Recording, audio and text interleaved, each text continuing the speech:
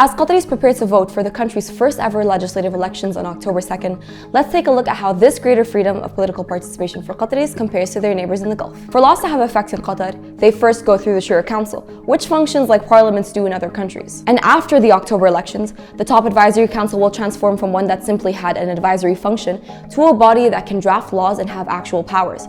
For example, it will have the authority to dismiss ministers and approve national budgets. Saudi Arabia, like Qatar, has a Shura Council or a consultative assembly, which advises the king on issues that are important to the country. This council has 150 seats. 30 of the members are women. The Shura Council can propose draft laws, but needs to forward them to the king, who has the power to pass or enforce them. Furthermore, all its members are appointed by the king. None are elected. The UAE has an advisory federal national council, which consists of 40 members with 4-year terms. Half of its members are appointed by rulers, while the other half is elected. For Emiratis to be able to vote, their names must be on the electoral college list, which is decided by the rules of each emirate. The UAE's advisory council is the only one in the GCC that cannot propose new laws, but it does have the ability to pass or reject federal bills, examine the annual budget, and also make recommendations to the Federal Supreme Council, which is the country's highest authority that has legislative and executive powers. Kuwait's parliament or National Assembly has more elected than appointed members, and is the oldest elected parliament in the GCC. 50 of them are voted in, while another 15 are chosen by the Emir. It has powers to pass legislation and dismiss ministers, making it more powerful than that of most GCC countries. But while MPs are selected to serve 4-year tenures, Kuwait's parliament is notorious for often getting dissolved by the Emir without serving its full term. In Bahrain, the king appoints the Shura Council's 40 members, which represents 1/2 of the country's National Assembly. Bahrain's Shura Council oversees the state budget and has the power to accept, amend, or reject draft laws. And while political parties are generally prohibited across the GCC,